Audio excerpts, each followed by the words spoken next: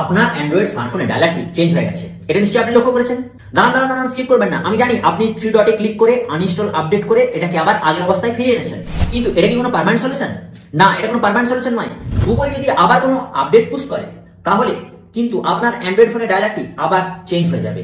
তাহলে এটার permanent solution কি সে কথা বলবো, তার আগে স্ক্রিনের উপর ডবল ট্যাপ করে দিন আর ভিডিওটা সেভ করে নিন যাতে ভুলে না যান। আপনি হয়তো ভাবছেন অটো আপডেট অফ করে রেখে আপনি এটা বন্ধ করে রাখবেন, কিন্তু না, যদি কোনো বড় অ্যান্ড্রয়েড আপডেট আসে আপনার ফোনে তাহলে কিন্তু অবশ্যই গুগল ডায়ালারটি আবার চেঞ্জ হয়ে যাবে। তাই আমি আজ আপনাদেরকে বলবো পার্মানেন্ট সলিউশনের কথা।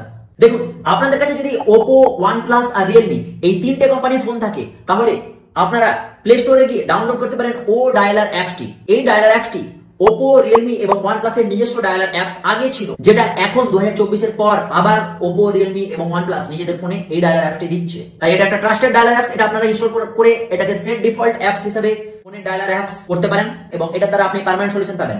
আর যদি আপনাদের কাছে ভিভোর স্মার্টফোন থাকে তাহলে নতুন ভিভোর স্মার্টফোন থাকলে আপনাদের কোনো চিন্তা নেই, কারণ নতুন ভিভোর স্মার্টফোনে ভিভোর নিজস্ব ডায়ালার অ্যাপস আসছে, যেটা কোনো পরিবর্তন হচ্ছে না।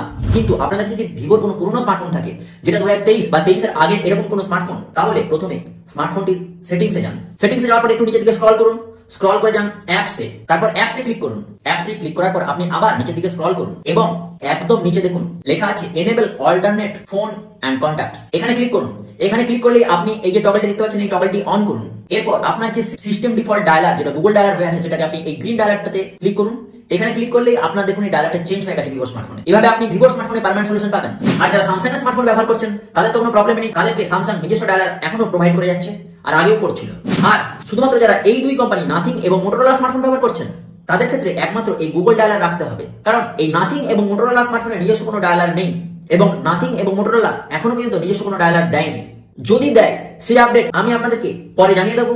তার জন্য ইনস্টাগ্রাম থেকে দেখে থাকলে চ্যানেলটাকে ফলো করে রাখবেন আর ইউটিউব থেকে দেখে থাকলে চ্যানেলটাকে সাবস্ক্রাইব করে রাখবেন আর ডায়ালার আপডেটের ঝামেলা থেকে মুক্ত থাকুন।